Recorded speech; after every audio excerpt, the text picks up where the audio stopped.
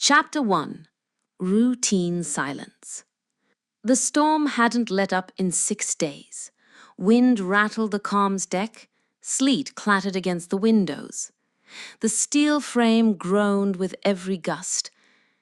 Keira North stood by the main observation window in the upper comms deck, arms folded, watching snow shear sideways across the floodlights outside.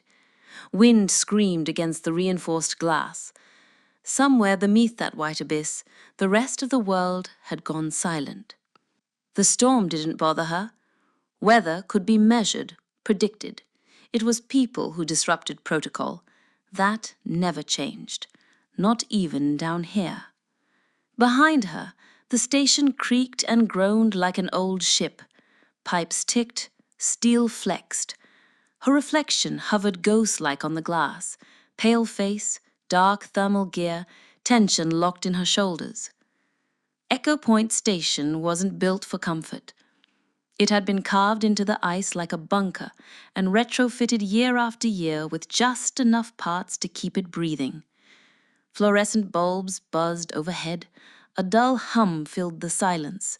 Fans, compressors, the nervous heartbeat of a system slowly wearing thin. The air smelled faintly of ozone, copper, and thawed plastic. Somewhere down the corridor, water dripped rhythmically into a bucket. But that was before the blackout. Now it was something else entirely. Still no comms? She asked without turning. From the corner of the same room, cluttered with patch cables, spare batteries, and half-disassembled signal amplifiers, Nico Reyes muttered, "Dead air, same as yesterday, same as last week." She turned. Reyes was hunched over a console, black hair shoved under a knit cap, half a ration bar clenched between his teeth. Suddenly, the overhead lights blinked twice and dimmed. The monitor in front of Reyes gave a sharp pop and went dark. "Shit," he muttered, tapping the side of the console. Nothing. He crouched, yanked open a panel beneath the desk, and began fiddling with the wiring. A few sparks danced as he rewired a junction. The hum of the system stuttered, then returned. "That's the 3rd short this week. One more and we'll be soldering with spit." The screen blinked back to life. "There we go. Crisis averted. Until the next one." He didn't look up. "If this power drop keeps trending, we're having emergency stew tonight. You like your freeze-dried with a hint of diesel, right?" Keira didn't smile. She rarely did. "I'll cook," he added. "Not a threat, a promise." "System integrity?" she asked. "Stable-ish. External sensors are still lagging and the east relay is acting drunk. I'll fix it after my date with the heating grid." She crossed to the main console. A wide, scuffed terminal bolted into the far wall of the command module, scanning readouts. Battery levels, wind velocity, ambient temperature, internal oxygen balance. Everything holding, barely. He leaned back in his chair, watching her. "You ever think maybe the storm's never going to end?" She ignored that. From the far hallway, soft footsteps echoed. Dr. Lena Volkov appeared in the doorway, half-shadowed beneath a hood. "Commander," she said. "Someone accessed the message bank last night." Kira's head tilted slightly. "What time?" 0213. "Who?" The user ID was masked. Of course it was. Keira exchanged a glance with Reyes. He raised an eyebrow but didn't speak. Volkov stepped further in. At first I thought it was a diagnostic, maybe a log glitch. I checked the sensor feeds myself, but no, the access was deliberate. Keira nodded. "Show me." As they exited the comms deck, the hallway lights flickered with a hesitant buzz. The narrow corridor leading to the main terminal was lined with frost-glazed conduit and scuffed emergency lockers. Somewhere nearby, the muffled sound of laughter echoed briefly. Cast and Rowe probably in the rec room again. A ping-pong ball bounced once, then again, before silence reclaimed the base. In the command module, dim, low-ceilinged, and always too cold, The lights flickered once before stabilizing. Keira sat at the main terminal as Volkov pulled up the system logs. The playback interface blinked, then loaded the last known message from McMurdo. The file was partially corrupted, audio static, flickers of a face, a voice, male, urgent, strained through distortion. Do not let anyone in. Repeat. Do not let anyone in, even if they look like us. The screen cut to black. Keira sat still. A sudden memory pulled at her, not of war or training, but that gut-deep instinct from a decade ago, staring at a fractured radar feed on a Norwegian transport, the moment before the crash, when she already knew something was wrong. Hours later, Ro had pulled her from the wreckage. That same instinct was stirring now. That same chill behind the heart. Who else has seen this? Just us, Volkov said quietly. So far. She hesitated, just for a moment. Part of her wanted to call an all-hands meeting, lay everything on the table. But protocol weighed heavier. Fear made people stupid. Until she knew what this was, a prank, a test pattern, or something worse, it stayed contained. She thought about waking Ro. Once, in a whiteout north of Nuuk, he'd been the man who steadied her through the crash. Now he only carved animals and left them to freeze in the greenhouse corridor. Outside, the wind howled like something hungry. A faint vibration passed through the floor, so subtle she almost missed it, like the bass itself had exhaled, then gone still. In the greenhouse corridor, the sound of something clattered faintly, a dropped tool maybe, then silence again. She checked the logs again. The file had been accessed at 0213. The user ID was masked. Someone in this station already knew, and still hadn't told her. That was the part that mattered. The broadcast wasn't new. It had been buried until now. Whoever masked their ID hadn't stumbled onto it. They'd gotten looking. And then they'd chosen silence. Chapter 2. Friction. The rec room felt warmer than the rest of the station, but only just. Rows of mismatched chairs were shoved back from the ping-pong table, where Cass Moreau leaned across the net and flicked the ball toward Ro without looking. "That's game," she said, grinning. "Pay up." Dr. Conrad Rowe raised an eyebrow and pulled a protein bar from his coat pocket. "You only win when I let you." "Sure, you let me the last 4 times too, right?" He pulled a ration bar from his pocket, peeled back the crinkled wrapper with careful fingers, and passed it over. Cass collapsed into one of the chairs, breath flagging slightly. "You hear the storm last night? Thought the roof was going to peel off." "It always sounds worse in the greenhouse wing," Rose said. "The wind funnels weird over the old ductwork, makes it howl." Cass leaned across the table, flipping the ping-pong ball into her palm. "You ever finish that fox?" Rose tilted his head. "The one in the greenhouse?" "Yeah, you left it on the ledge by the CO2 pipes. Looked almost done."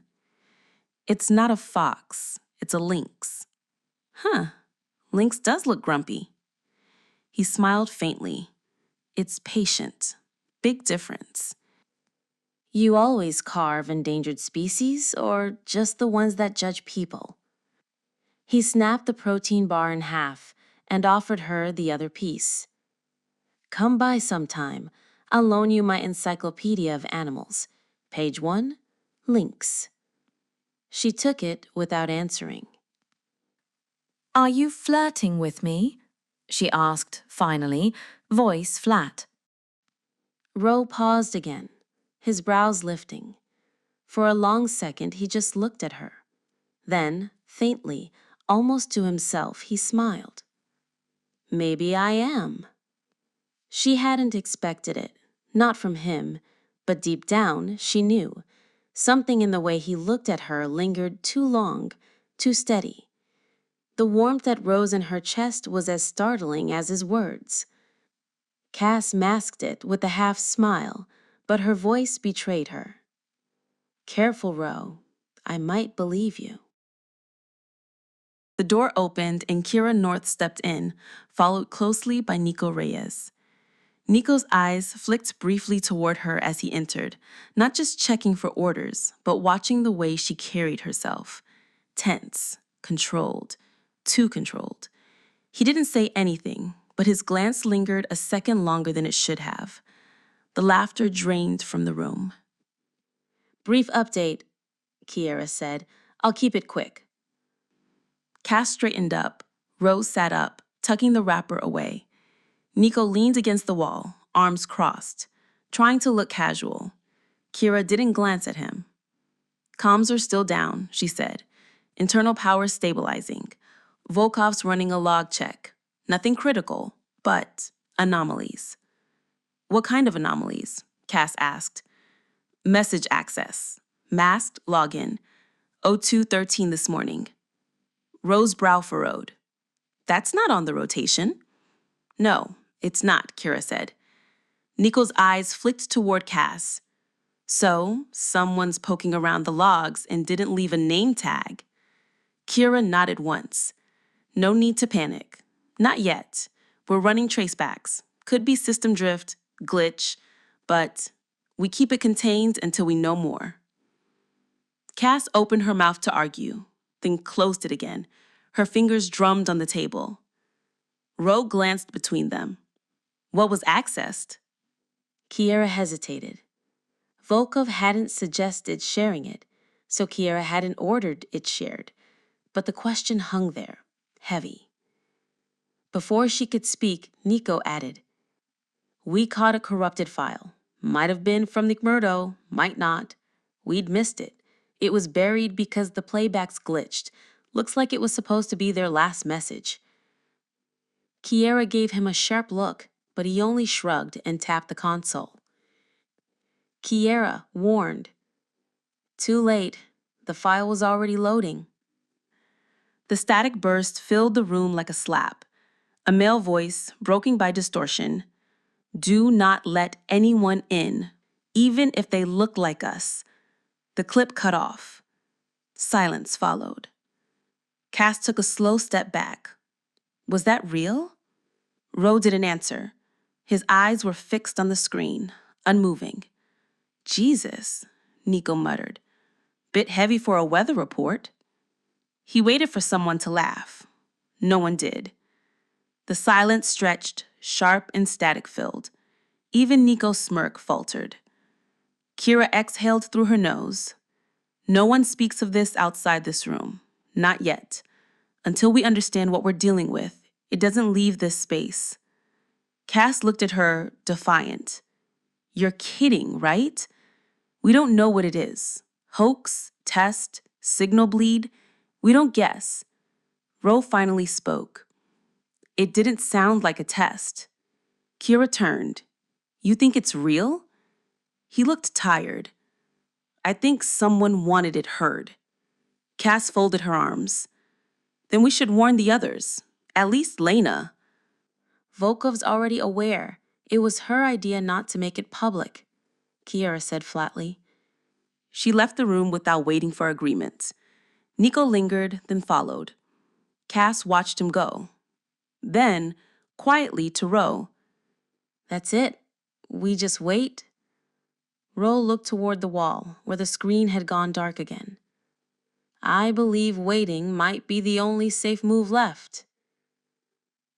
As if in answer, the overhead lights flickered. Twice, then once more, and the hum of the rec room's heater stuttered. Ro rubbed her arms. Feels colder. Ro didn't reply for us. His gaze lingered on the lights overhead, then the console where the message had played. A low hum still vibrated beneath the floor, the station's heartbeat. Steady, but off. Subtle, but there. He looked toward the sealed bulkhead. Something's different today.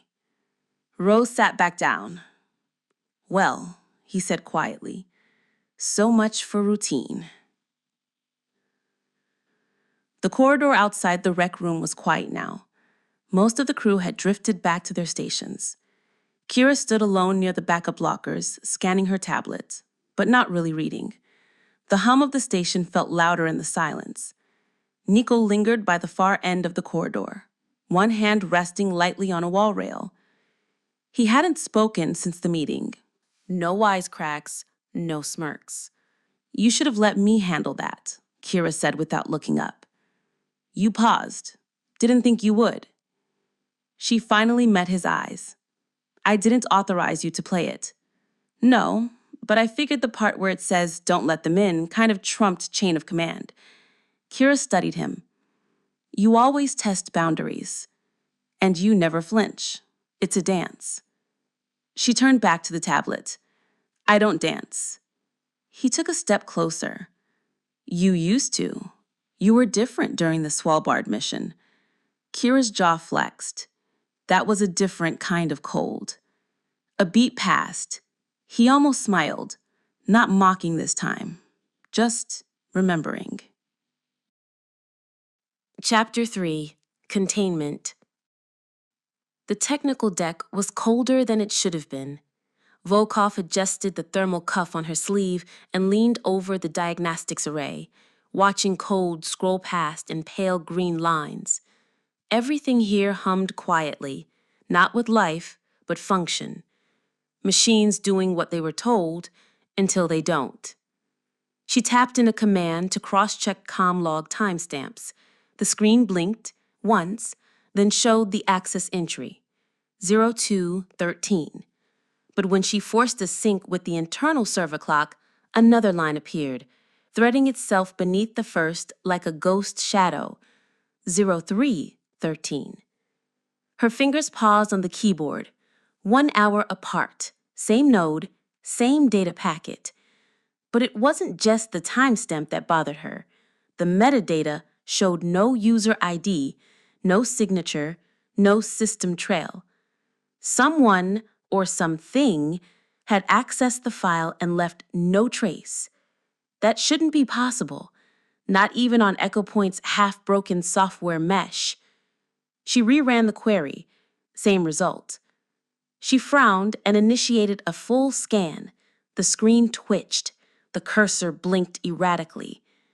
Don't do that, she said under her breath, already knowing it wouldn't listen. The diagnostics array stuttered, then resumed. Glitch, maybe. Or maybe something was watching the system work. Footsteps behind her. She didn't turn. It's not a hardware fault. I didn't say it was, Keira replied. Volkov straightened. 2 timestamps, 1 packet. Same corruption, different access. Internal, not bounced from McMurdo. Keira stepped beside her, arms folded. Could it be echo data? Feedback loop? No, this isn't a misfire. It's mirrored, but only the file access time. The rest of the logs are clean. Kira's eyes stayed on the screen. Which timestamp is accurate? Volkov hesitated. System treats both as real. A long pause. Then Keira said, That's not possible. Volkov didn't reply. Her eyes moved across the data columns, calculating something silently. She wanted to believe it was just a software glitch. Something simple, mechanical, logical. But the silence inside the system felt aware, like something was watching them back through the code. They stood in the hum of machines. Somewhere beneath them, a low mechanical clunk echoed, the kind you felt more than heard. Volkov glanced at the floor. Integrity scans running. Keira didn't ask for permission to take the console. Show me. Volkov gestured to a nearby terminal. Numbers flickered, lines of green text resolving and reassembling. The scan moved slowly, then it didn't. A block of code froze. Data reappeared, then flickered again. A red flag. That can't be right, Volkov murmured. What? Keira asked, already frowning. Volkov turned her screen slightly. A ping. It came from Storage Annex 4B, but it's labeled with McMurdo's relay header. Keira straightened. I want eyes on that section, not just diagnostics. You mean physically? Grab your kit. Minutes later, Keira and Volkov stood near the auxiliary maintenance shaft behind Annex 4B. The corridor was dark, barely warmed. Their breath fogged in the flashlight beams. No one's logged physical access here in weeks. Volkov scanned her tablet. Door logs clean, no movement. Keira crouched, running a gloved hand over the panel seam. Frost flaked off in delicate white strands. Does this feel warmer to you? Volkov hesitated. It should be cold-sealed. Even touching it should sting. Keira popped the panel open. A puff of mist hissed outward. Not cold, but warm. Her fingers jerked back.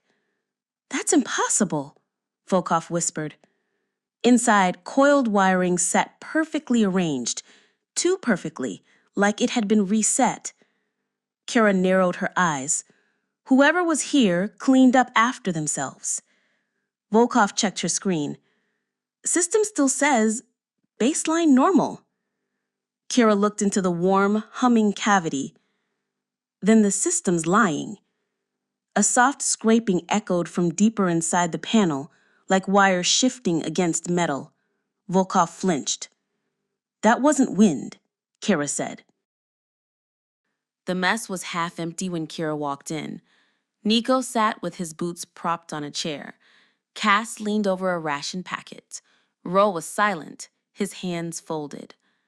Keira dropped her gloves onto the table. Annex 4B's panel's been reset. System calls it normal, it isn't. Cass blinked. Reset? By who?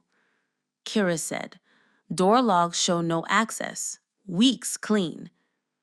Nico straightened. Then someone bypassed the logs. Ro's eyes lifted, steady. We'd have noticed. Silence pressed at the edges of the room. Everyone's mind had gone to the same place, but no one wanted to be the first to say it. Finally, Cass's voice cut in, too fast. So it has to be one of us. No one argued, but no one agreed either. Chapter 4. Interference. The greenhouse corridor was colder than it should have been. Frost clung to the CO2 pipes in pale ridges, the air sharp with damp insulation. Cass walked the length of the corridor with her hands jammed into her jacket, pretending to check the gauges, but mostly listening. It was quiet, too quiet. She paused by the row of cracked grow lamps, watching her breath fog. A tool lay on the floor near the maintenance hatch, a spanner, rim frosted white. She crouched, touched it, then set it back. No one should have been working here. Ro's voice from earlier came back to her. We'd have noticed. Her jaw tightened. She wanted to believe it, but the wiring in Annex 4B hadn't reset itself. She straightened, eyes lingering on the dark hatch at the end of the corridor. Then who did? She whispered. The hum of the station answered, low, steady, and wrong. Keira stood at the head of the command module, one hand braced on the edge of the hollow table. The crew had gathered fast. Word of the lockdown had spread, and no one wanted to pretend anymore. Whatever was happening in Annex 4B wasn't just a system hiccup. Volkov pulled up a schematic. The ping came from inside Storage Annex 4B. It mimicked McMurdo's relay signature perfectly, but McMurdo's been offline for months. Cass exhaled sharply. So It's a ghost signal.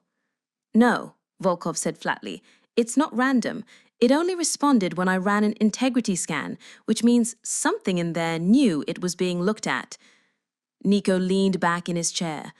That sounds like sabotage, or someone screwing around. Lena crossed her arms, then explained the dual timestamps, or how a sealed section had network access. Keira raised her hand. Let's stay on track. No one goes near 4B until we know what we're dealing with. From down the corridor, a soft clatter echoed. Then again. Then again. The same rhythm. Cass paused, turning slightly. That's the third time I've heard that.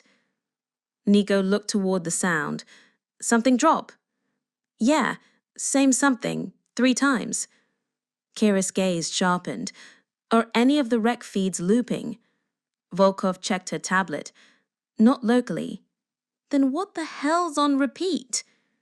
Cass moved toward the hallway, muttering something under her breath, and Nico followed. I'm going to pull the greenhouse corridor readings again. She thumbed her access tag against the scanner. The bulkhead between engineering and maintenance clicked, then stayed closed. She frowned and tried again. The light on the panel blinked amber. Blocked? Nico asked. Shouldn't be. This isn't even near 4B. She pressed the manual override. Nothing. The door didn't even hiss. Volkov stepped up behind them. That section's not on lockdown.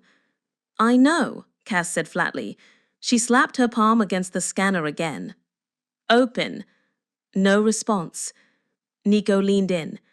Let me guess. It says status optimal? Cass snorted. Not even. It says nothing at all. Volkov stepped forward, keyed in a local diet tag. And if it comes to us instead? A moment of silence. Rowe broke it. You're assuming it hasn't already. Cass shot in the glance, sharp but unreadable. If it has, she said quietly, then maybe we need our own backup plan. Rowe raised an eyebrow. Meaning?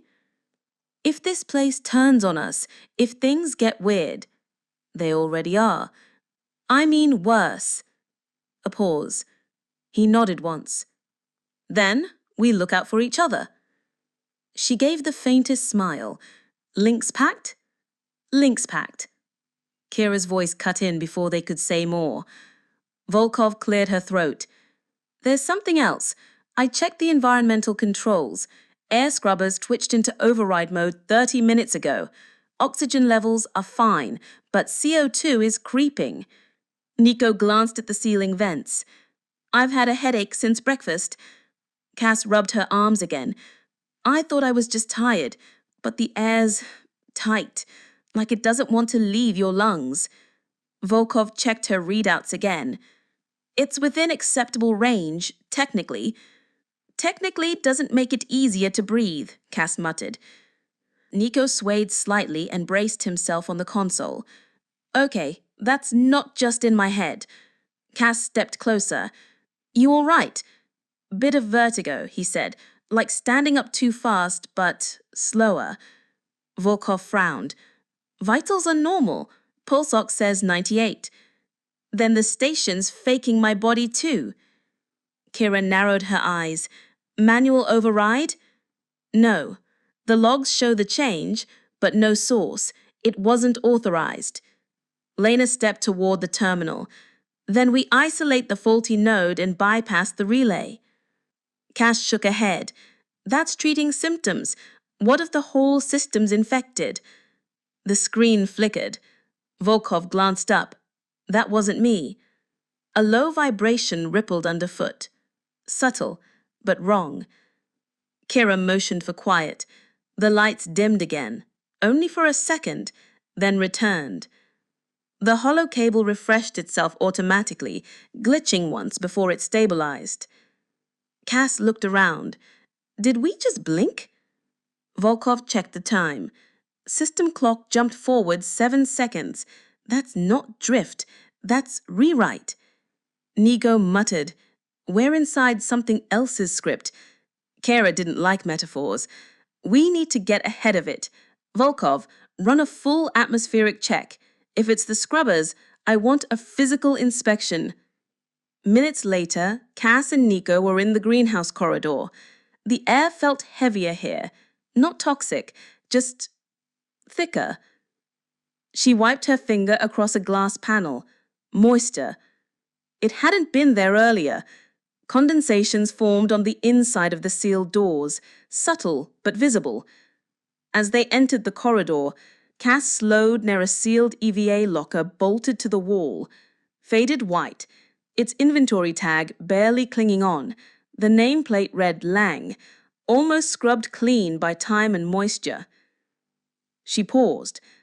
Lang worked this section, right? Nico nodded, distracted. Diagnostics and airflow calibration. Back when this wing had a different filter array. Huh. She stared at the nameplate a second longer. Weird how some names don't go away. Then Cass moved closer, a different kind of chill going over her skin. Nico crouched near the floor vent. Hear that? Cass nodded. It's breathing weird. Nico popped the vent open. The grate hissed slightly. He reached in, then pulled his hand back fast. Shit! That's ice! A second hiss followed, louder this time. Then a bang. The vent shuttered. Frost particles burst outward in a sudden puff. Nico staggered back, cursing, cradling his hand. Cass flinched. What the hell? It kicked back, Nico said. Eyes wide. Pressure surge. That shouldn't happen on a sealed line. She grabbed his wrist, checked for injury. His glove was damp. Skin beneath is going red. We need to report this, she said. Nico shook his head. No alert, no trigger. The system didn't register it. Cass looked at the vent. Cold mist still leaked from the edge. Slow, like breath through teeth. It's watching us, she whispered. Behind them, the greenhouse lights flickered again. Cass leaned down. A maintenance tool, covered in frost, sat just inside the shaft. It was a small wrench, one she recognized from the toolkits they kept in engineering. But no one had been down here in days. The ice clinging to it wasn't natural. It wasn't just cold. It shimmered faintly, like condensation that had frozen mid-breath. She didn't touch it. She had the sudden, irrational urge to check her breath too, to see if it too would freeze and hang in the air like that. She said, It's too clean. No dust, no scratch marks. Like someone left it there perfectly. Nico didn't respond right away. He just stared at the wrench right it might twitch. Something about the way it lay there, perfectly centered in the vent, felt wrong. Too deliberate, too placed. She exchanged a glance with Nico. For once, he didn't make a joke. She said quietly, That wasn't there yesterday. Behind them, the lights buzzed, briefly. No system warning, no alert. The environmental panel on the wall read, Status, optimal. Cass rubbed her chest. Is it just me, or is the air heavy? Nico checked the panel. CO2's optimal. She shook her head. Then why does it feel like breathing through goals? A faint hiss whispered from a nearby vent. Nico moved closer, placing a hand near the grate. This shouldn't be active. Greenhouse flow is sealed at night. He stood, staring at the readout. The system says everything's normal. It's lying, Cass said. Cass stared at it. A slow dread curled in her stomach. The station was lying to them, and worse, it was doing so calmly, reassuringly. We're not fine, she whispered. Keira's voice came through the comm. Report. Chapter 5. Infiltration. Cass woke to a soft clatter. It wasn't loud, but it was wrong. She blinked against the green emergency light strip above her bunk. No alarms, just the hum of power, the creak of metal settling in the cold.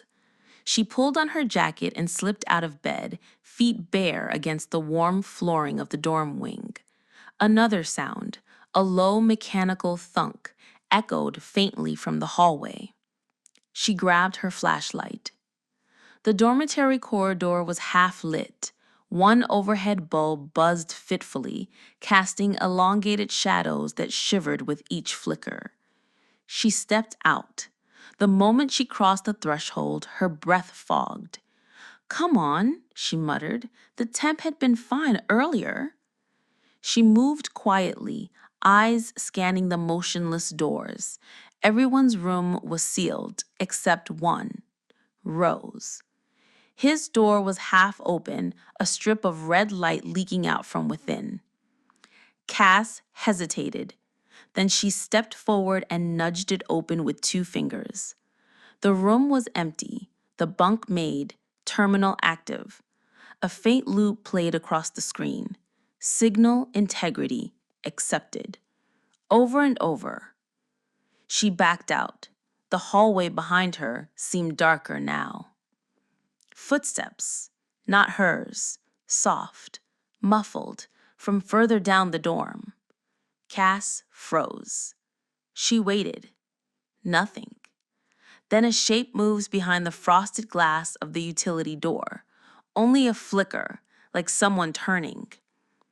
She stepped back and bumped into someone. Cass spun, already halfway to swinging the flashlight. It was Ro. He blinked, calm. "Didn't mean to scare you." She kept the light on him. "You weren't in your room." "I was walking the loop." "At this hour?" Cass stared at him. He was calm, too calm. His eyes didn't quite meet hers. "What loop?" she asked. "We haven't had patrols for 3 nights." Ro blinked slowly. "Then maybe I was just remembering one." He turned, walking away with silent steps, like he was retracing something he'd already done. Ro's head tilted. "We haven't had a this hour for days."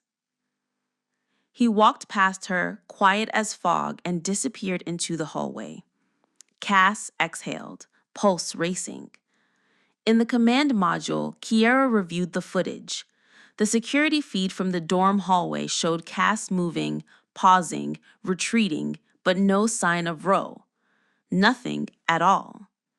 She tapped her comm. "Volkov, are you seeing this?" "I am. I just checked the system logs." "And?" "There's no record of Ro's door opening." Keira's eyes narrowed. He spoke to her. He was there. "Apparently, not officially." A silence passed. "I'm tracing all subsystem access from the last 2 hours," Volkov said. "Something's routing commands through unlogged channels. I'm seeing terminal echoes in Greenhouse, Medbay, and Tech Deck, but no access credentials." Keira folded her arms. "Keep digging. Cross-reference with personal tags." "Already started." Later that day, Nico stood near the greenhouse corridor hatch, watching mist slide across the inner glass. "This place is sweating," he muttered. Cass joined him, arms crossed. "You still think this is just bad wiring?" "I'm not sure what I think anymore." They entered. The plants looked normal, if a little pale, but the humidity was higher than it should be. The vents let out a soft wheeze, like the station was catching its breath. Nico walked to a control panel, tapped the screen. Temp, normal. Humidity, slightly high.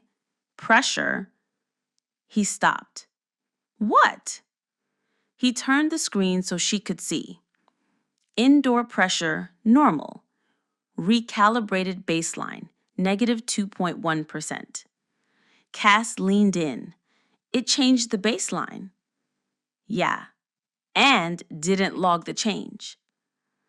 Cass opened a storage drawer beside the main panel. Inside, tools, labeled and clean, but the wrench from earlier, the one they'd found frozen, sat on top, still rimmed with ice. She stepped back. That was in the vent. I left it in isolation. Nico didn't move. A low clunk came from behind the vines. Both turned. A misty handprint slowly appeared on the glass. No movement, no shadow, just the print. Then the light above them flickered and the pressure monitor reset. Everything read green. Volkov sat alone at her station, pulling diagnostics. She had isolated a copy of the station's core logic structure. Except there were two.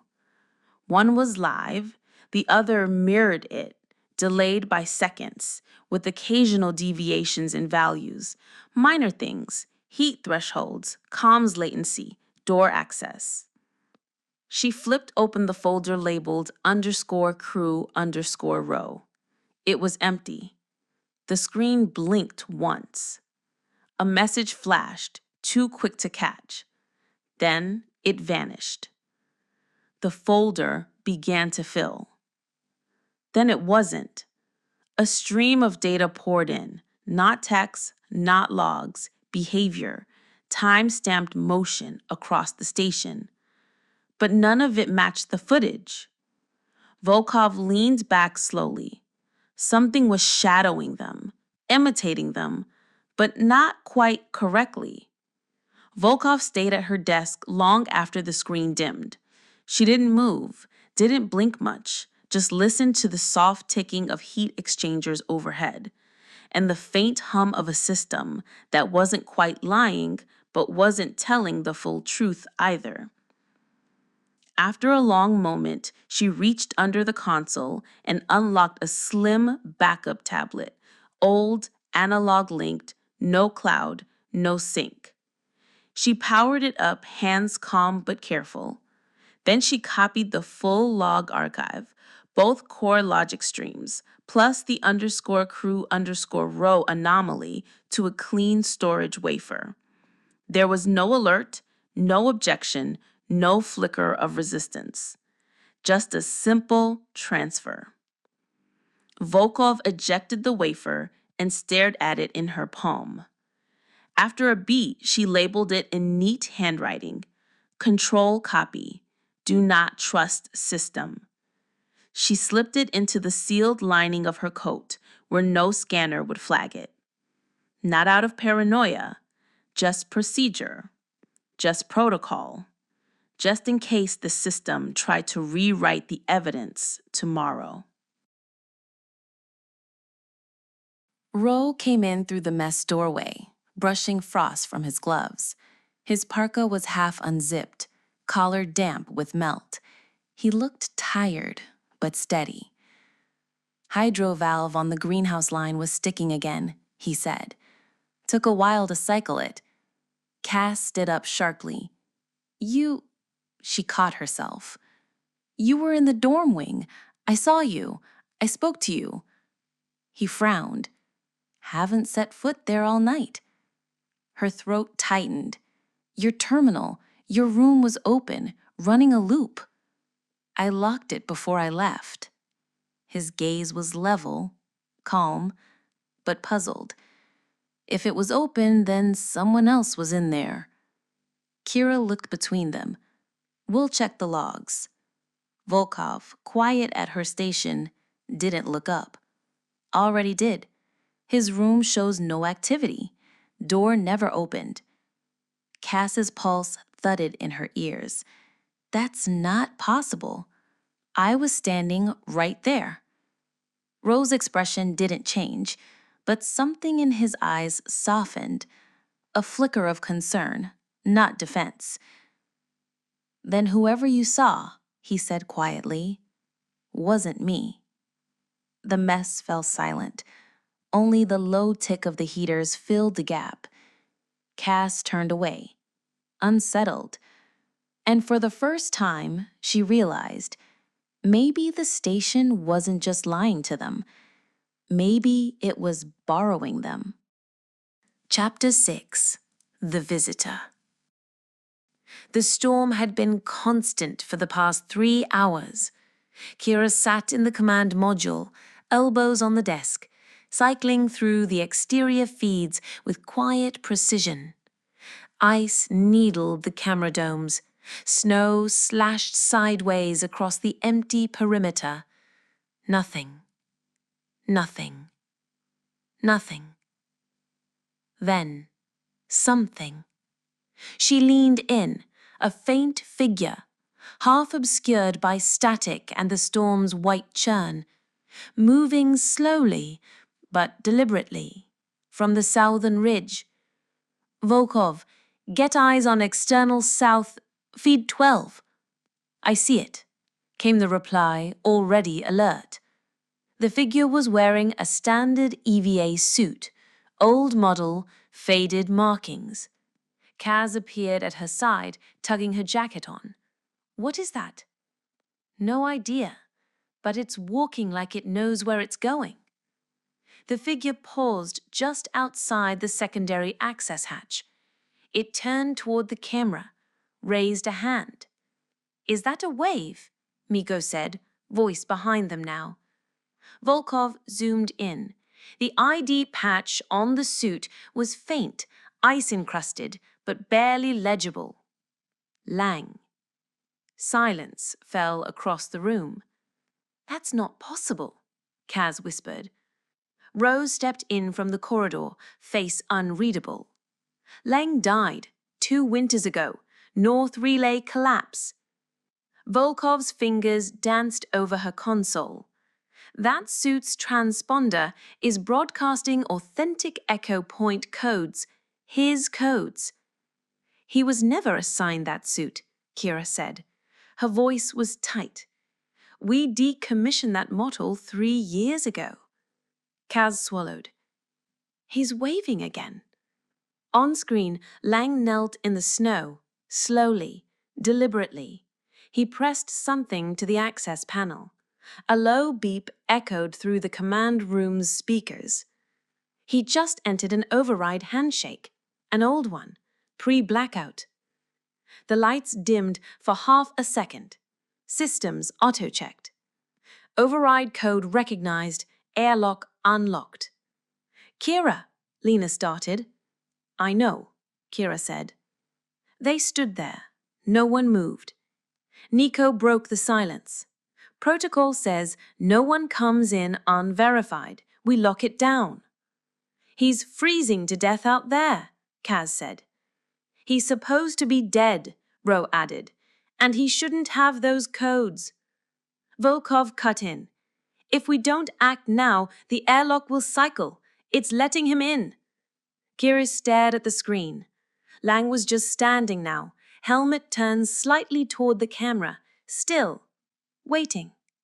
Kaz turned to her. "Keira?" Another second passed. "Open the inner seal," Keira said. Volkov hesitated. "That's against—" "Do it."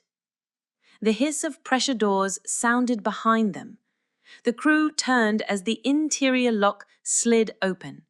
The man stepped in, slow and careful, frost steaming off the suit. He reached up, unclipped the helmet, and there he was. Lang.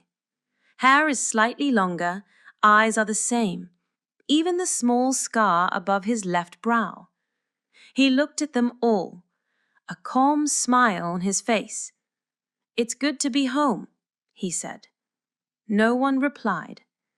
Lang's smile didn't fade. He kept looking at them, one by one, as if checking names off a list only he could see. Kira's hands tensed at her sides. That same gut-deep warning from Norway pulsed through her ribs. It wasn't fear. It was recognition. Behind Lang, the inner airlock hissed shut, not by command. On the control panel, the status light flickered green, then white, then off. Behind him, the airlock door sealed itself, not by command. Keira watched the indicator flash red, then green, then nothing at all.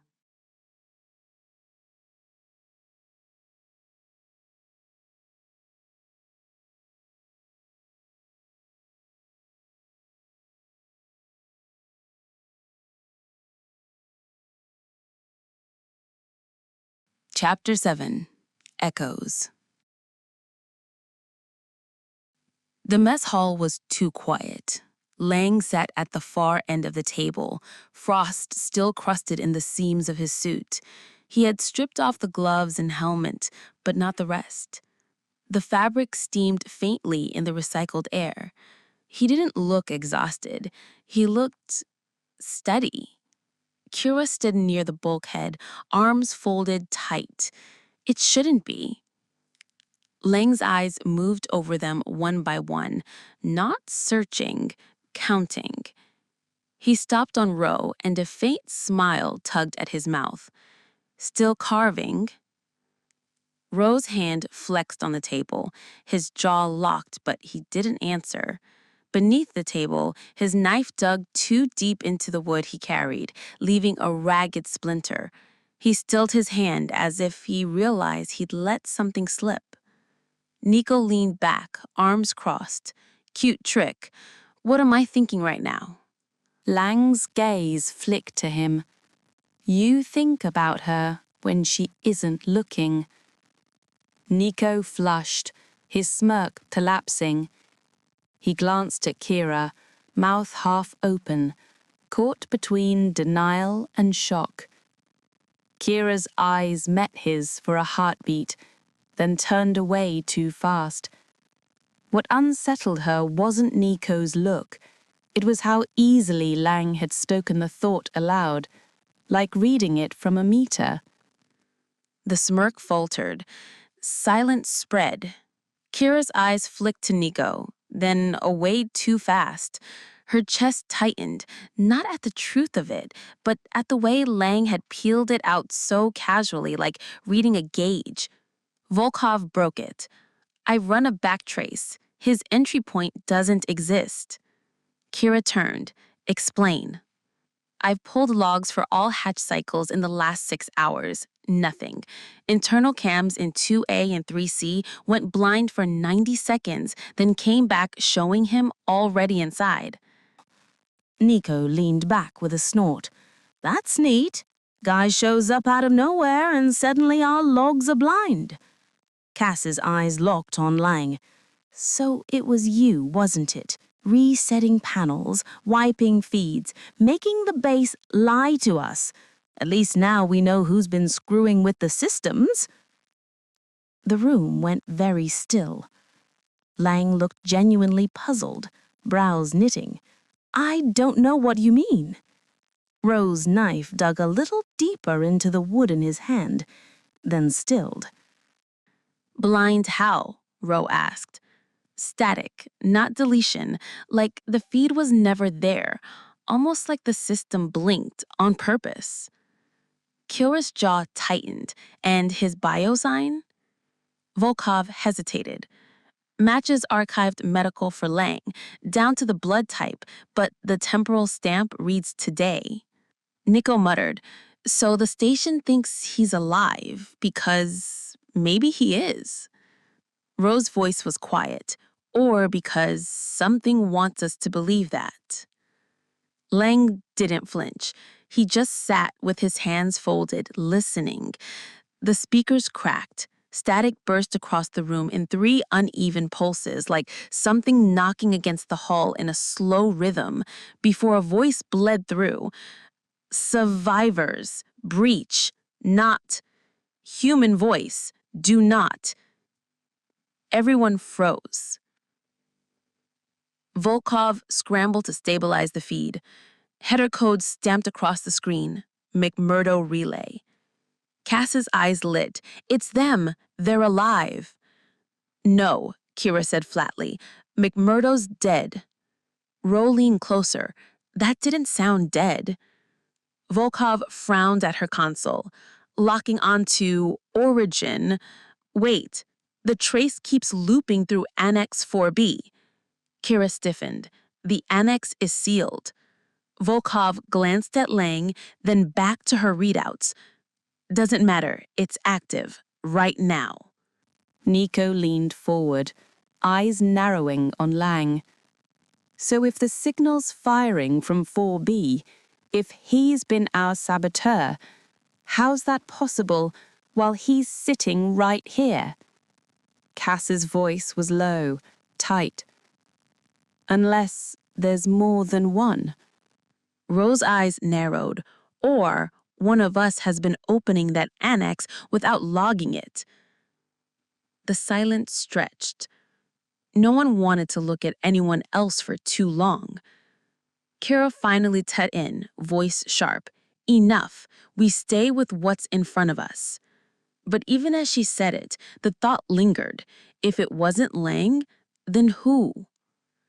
Cass's hands balled at her sides, knuckles white. The silence pressed in, heavier than the storm outside, until she snapped forward, patch a reply.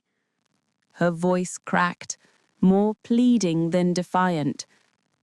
If it's McMurdo, if even one of them made it, we can't ignore it. You can't ask us to. Keira cut her off. No, not until we know what we're doing. Cass shoved her aside, fingers slamming the console. McMurdo, this is Echo Point. Do you read? The line hissed. A hollow reply bled through, warped. Echo, copy, breach, then silence. Cass's knuckles whitened on the panel, her hands shook, nails scraping plastic. The fight in her eyes gave way to something rawer, the fear of being unheard. They heard us. Run it again. Volkov tried. The system stuttered, error lines crawling her display. It's refusing the return path. Every time I send, the signal bounces back to us. If it is McMurdo, why answer only now? She frowned. Origin trace says McMurdo, but the loop keeps folding through our own relay. It shouldn't do that. Rose's face was unreadable, or like someone else is holding the wire. Keira pulled Cass back from the console. Enough. That wasn't McMurdo. Cass looked ready to shove her way forward again, then stopped, trembling. If it was them, and we just ignored it... Keira cut her off. If it was them, they'd be alive. They're not. Before Cass could reply, another alarm cut through. A dull, repeating tone, red text flashing across the main console. External array misaligned, signal relay offline. Volkov checked. Storm torque. The dish has rotated out of alignment. If we don't reset it manually, we can't confirm or block transmissions. Keira's jaw locked. Then we go outside. I'll do it, Cass said immediately. Denied. You need me. Nico can't haul the brace alone. Nico grimaced. She's not wrong. Rose straightened. Send me instead. No, Keira said. You stay on comms. I'll lead. Reyes and Cass with me. Volkov monitors. Cass's fury simmered, but she said nothing. She just stood there, shaking, caught between anger and the hollow sting of being left behind. They began gathering gear, the quiet broken only by the hiss of oxygen canisters and the snap of seals. From the end of the table, Lang finally spoke, calm, almost gentle. You'll see things out there. Don't follow them. Keira froze. And how would you know that? Lang's smile didn't reach his eyes. Because I've walked that storm before. The words landed with weight, but not like memory, more like a script, rehearsed and waiting for its cue. The room went still. Outside, the wind screamed against the walls as if answering for him. Chapter 8. Whiteout. The airlock cycled with a groan that reverberated in their ribs. Frost webbed the seals, trembling as the pressure shifted. Keira stood in the lead suit, visor down, her faceplate black as obsidian. She checked the tether reel at her hip, once, twice. Behind her, Nico wrestled the clamp on his gauntlet until it sealed with a hard snap. Cass moved more slowly, fumbling at her wrist seal until Nico leaned over and locked it for her. "Comms check," Keira said. "Clear," Nico answered. Cass hesitated a beat too long. "Clear." Rose's voice came from control, calm and even. "Cass, your heart rate's high. Slow your breathing." "I'm fine," she said too quickly. Ro didn't press. "Storms at 150 sustained. Visibility 0 at 30 meters. If you lose tether, you won't find your way back." Nico muttered, inspiring as always. Keira ignored him. "On me, no stragglers, eyes forward." The outer hatch opened. The storm didn't creep in, it roared, a wall of sound and force that made the chamber shudder. Snow blasted sideways through the gap, devouring light, filling the space with a horizontal blur of white. The noise wasn't just weather, it had a rhythm, a deep pulse beneath the shrieking gusts, as if the wind carried something breathing with it. Keira stepped out first, tether clipped to the guide rail. Nico followed, already leaning against the gale. Feels like walking into a jet engine. Cass lingered, staring at the storm like it was a living thing. Then she shoved herself forward. Her tether snapped taut behind her, vibrating with the wind's pull. They moved in a line, bent low, their blue HUD lines glowing faintly in the blizzard. Every step dragged, boots crunching on ice that shifted under them like glass.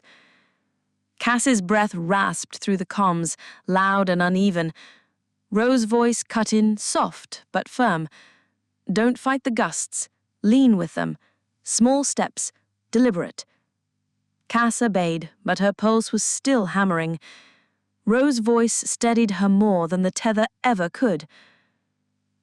The storm howled so deep, it seemed to live in their bones. They reached the first brace. Metals screamed under strain, vibrating through their gloves into their arms. Nico braced his boot and shoved the locking pin into place.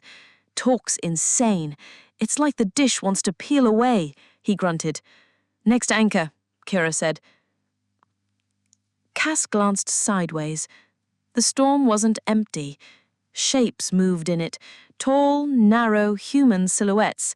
They leaned in unison, perfectly still against the gale, as if the wind bent around them. When she blinked, they vanished. When she blinked again, they were closer. Her throat closed. "Keira, do you see that?" "See what?" "People, standing out there. Only snow, only noise. Eyes forward," Keira snapped. Nico's voice crackled in her ear. "I don't see a damn thing." They pressed on. The dish loomed from the white, tilted, ribs crusted in ice, one anchor half torn from its foundation. Nico clipped in, breath steaming inside his visor. Keira cranked the strut. The dish resisted, groaned, then shuddered back into alignment. Rose's voice sharpened. "Signal stabilizing. Steady. Hold it there. Locked. Alignment is stable."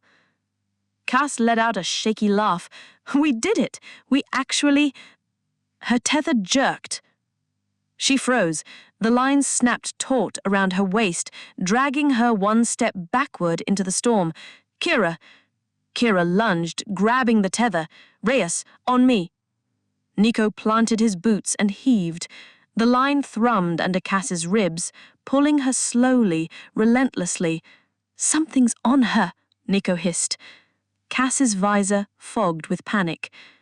She saw it, a figure in the white, visor dark, frost-armored suit.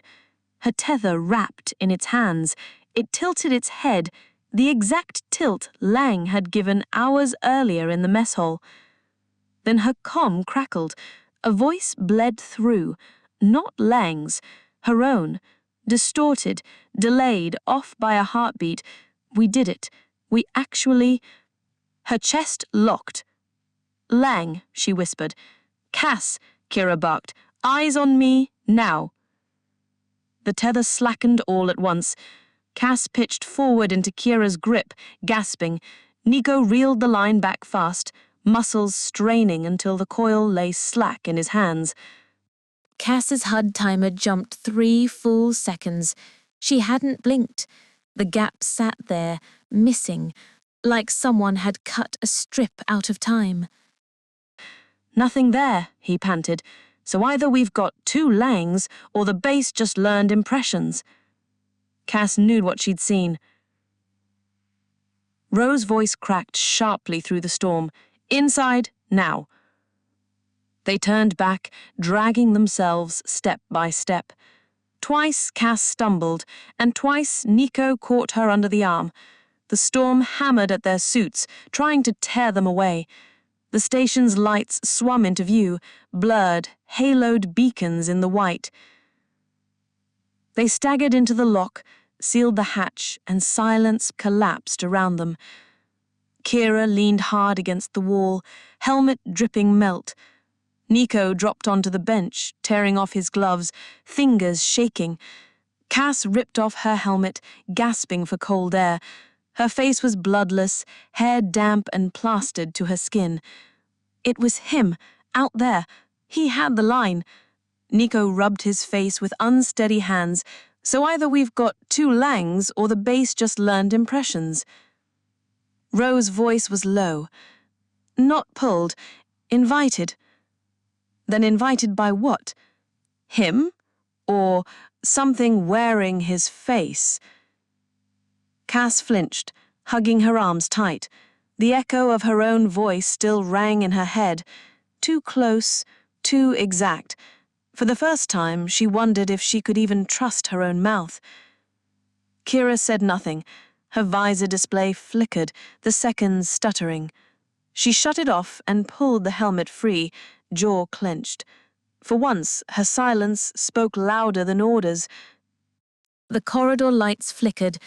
A door hissed open, slow and deliberate. Somewhere down the hall, the hiss stretched too long, like breath moving through the station itself. Cass's eyes widened, breath ragged. It followed us in. The greenhouse corridor reeked of damp soil and metal. Condensation beaded the glass, dripping in slow rivulets into drains that should have been dry. Cass crouched beside a hydroponic frame, running her finger along a jagged fracture. No alarm. Glass split like this and the system logged nothing. Nico leaned in the doorway, pale but forcing a smirk. Guess the kale finally staged a revolt. Volkov shook her head, scanner steady. The system marked it as maintenance. No breach, no fault. That's not maintenance. Cass jabbed at the crack. That's deliberate. Ro lifted a shard from the floor. Frost clung to the edges like breath caught mid-freeze.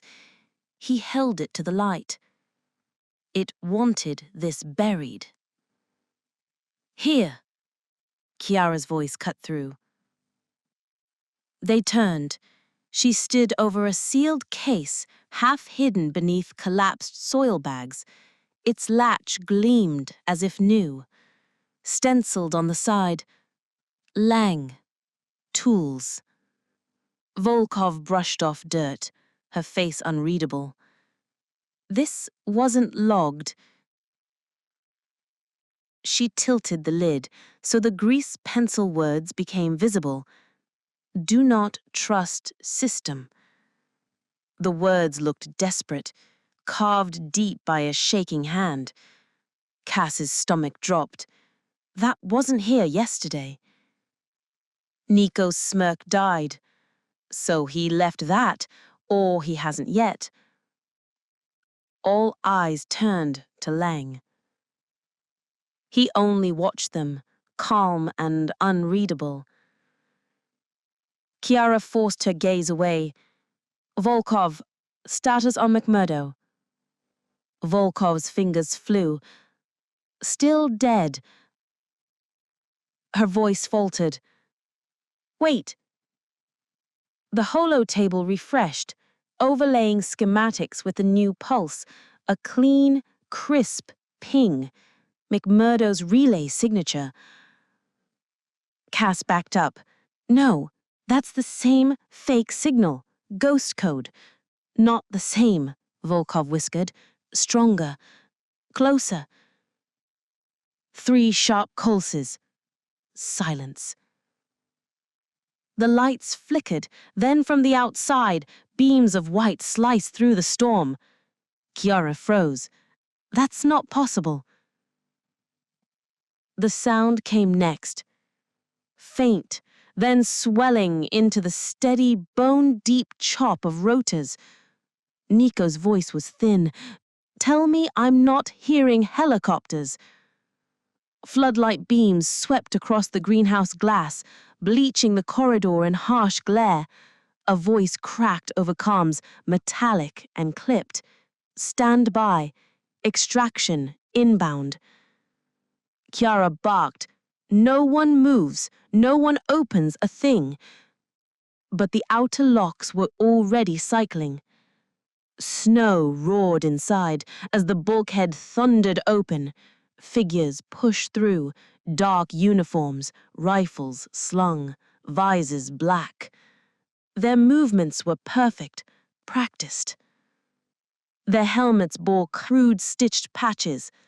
McMurdo. The font was wrong, the colors slightly off. Counterfeit. Identify yourselves, Keira shouted, stepping into their path. No reply. The soldiers fanned out, boots whisper quiet on wet steel. 2 halted in front of Lang. He did not resist. He stepped forward as though rehearsed. Wait, Cass lunged. You can't take him. He's the only one who knows what's happening. Rowe caught her, hauling her back. She thrashed, nearly breaking free. One soldier turned, rifle raised. The mirrored visor reflected her wide, frantic face. And then it leaned in, slowly. Its gloved hand rose and brushed the side of her helmet, across the curve of her cheek plate, lingering as though memorizing her outline. The glass fogged with her breath. Cass went rigid, throat locked, her comm hissed, and her own voice bled back at her, distorted, off by a breath. You can't take him. She gasped. Rowe wrenched her away, shoving her against the wall. Cass! His voice cracked like a whip. They walk like men, but they're not men. She trembled, staring at her reflection in the visor, a reflection that smiled when she didn't. The rotor thunder swelled until the floor shook. Frost rained from the ceiling, dust spilling from vents. The glass walls of the greenhouse rattled like drums, every pane threatening to shatter. Nico stumbled, thrown against the support strut. This whole place is gonna come apart. The soldiers didn't flinch. They shifted Lang between them, as if moving him through a drill. Keira shoved herself forward, chin raised. If you're McMurdo, prove it. Show me Delta 47 clearance. McMurdo command only. No response. They brushed past her as if she were air. Cass ripped free from Rowe, desperate. Stop! She lunged again. A soldier's rifle swung toward her chest. For a fraction of a second, the mirrored visors showed not her reflection, but Lang's face, flickering, pitying. Lang glanced back, eyes sweeping the crew, not pleading, pitying. Then he whispered, so faint it might have been in their heads, "You let me in." and he was gone, swallowed by floodlight and snow. The bulkhead is sealed. Silence fell like a lid. On the holotable, text scrolled smoothly and calmly. Status: optimal. No record of breach, no helicopters, no Lang. Cass's voice cracked. Did any of that really happen? Rose's answer was low. We were meant to doubt it. Kiara's fists clenched. She forced the words out like steel. We stopped believing in the green lights. From here on, we trust nothing but ourselves. The lights above them dimmed, flickered, then steadied. When Volkov checked her wrist display, the station clock had leapt forward 13 minutes.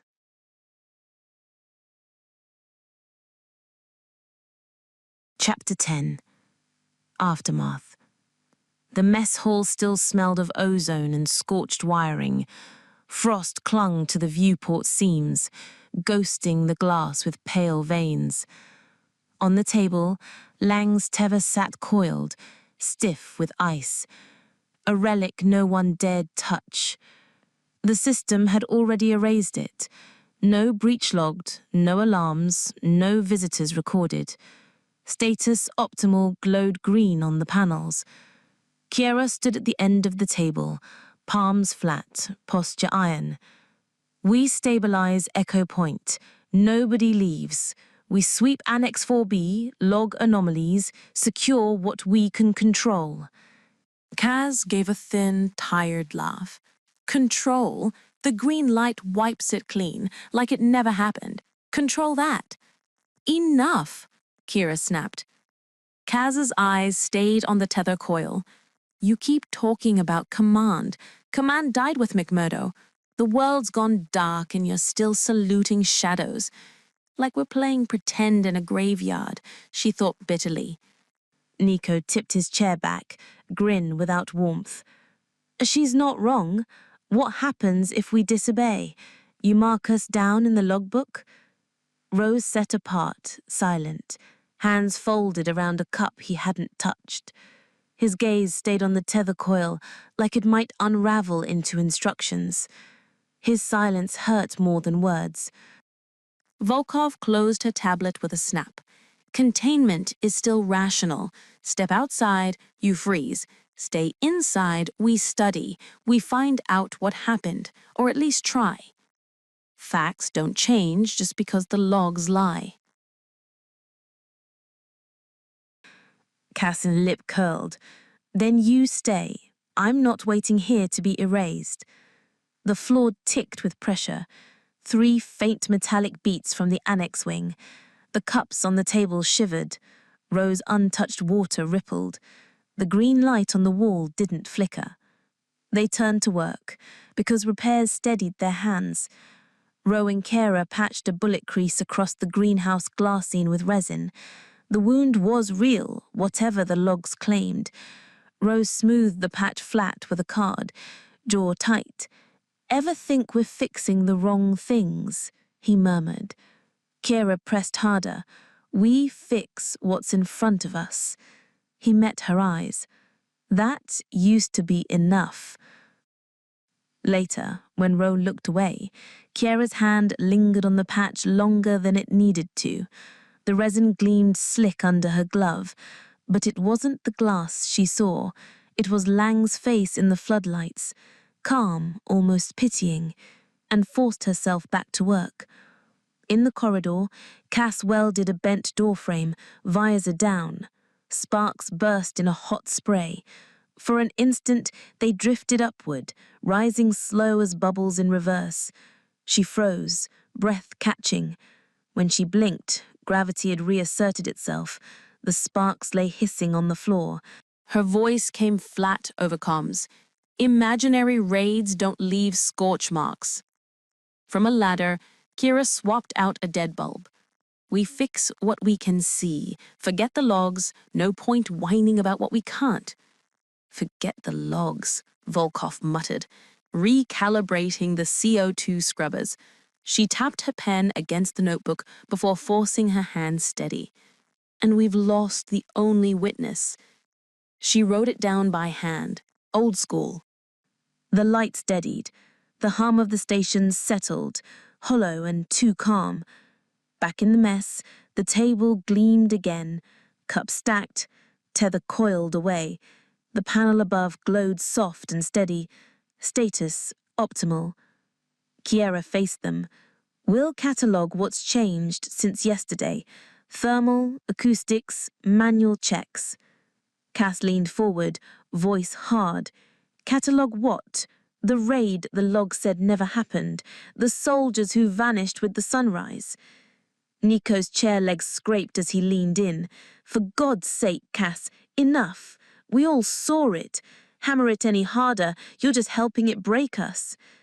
Volkov didn't look up from her screen. What you need is a sedative, Kaz. Your blood pressure's about to breach containment. She sought her a glare, then sagged back in her chair, anger cooling to a thin edge. Her voice dropped, sharper but quieter. And then what? Wait until they come for another name? Nico dropped his chair flat. Or we walk to McMurdo and ask nicely. Radical idea, but at least it's an idea. You are not leaving Echo Point. Kiera's tone cracked mid-sentence, the command bleeding thin. Not while I'm in command. Cass's eyes narrowed, but her voice was calm. Then say it. What authority keeps us breathing? The green lights? Kiera's jaw worked. The authority of someone still trying to keep you alive. Rowe finally looked up. His voice was low, steady. If we don't go, what are we waiting for? For them to come back and take another? Kiera's knuckles whitened on the table edge. Better them than the storm. Is that the choice? Rowe asked. Dead men who walk, or a horizon that eats sound? Silence pressed in. Volcanova wrote fast. 0213, anomaly suspected. 3 knocks, annex corridor. The pen trembled before she steadied it, underlining the words twice. Cass pushed her chair back, but her voice was low now, resigned. Then it's settled. We go to McMurdo. McMurdo is dead. Those who pulled Lang out weren't real. The signals aren't from there. So what exactly do you think you'll find? Kiera's eyes closed for a heartbeat, tired. Gear first, she said. If you're going to defy me, at least don't die in the first hour. It should have sounded like permission. It sounded like surrender. The floor shuddered. The knocks came again, 3 deliberate strikes, closer, heavier, as though from just the other side of the wall. The cups rattled in chorus. Everyone froze. The clocks at the corners of the hall ticked in unison. Their hands slid forward together to 0213. Nico exhaled. Well, he muttered, at least time's still punctual. Chapter 11. Preparation. The storage bay was colder than the corridors. The air tasted of oil and frost-bitten rubber. 2 snowmobiles crouched under tarps like sleeping beasts. Gear racks lined the walls in tidy rows. Flares, coils of tether, Russians stacked in white bricks. Cass dropped her pack hard enough that the sound echoed. She laid out her kit in quick, jerking motions. Flare tubes onto the bench, buckles snapping, rope dragged through her hands. 8 steps, clip. 8 steps, clip, she muttered, like a prayer she didn't trust. Nico leaned against the rack, arms folded. Feels like we're packing for a picnic where the ants are weather gods. Count, Cass shot back without looking up. I am counting all the smart choices we're not making. The coil slipped from his hands and lashed across the deck, knocking a canister into the wall with a clang. Cass flinched, then masked it fast, jaw set. Keira entered with a battered tin. She sat its contents on the bench. A compass, dulled by thumb grease, a paper map in a sleeve, a whistle, 2 pencil stubs. Advice, not orders. Clip to the rail every 8 steps. If the rope pulls, you stop. Don't test it twice. If the compass spins, you trust the rope. If both fail, you sit. You wait.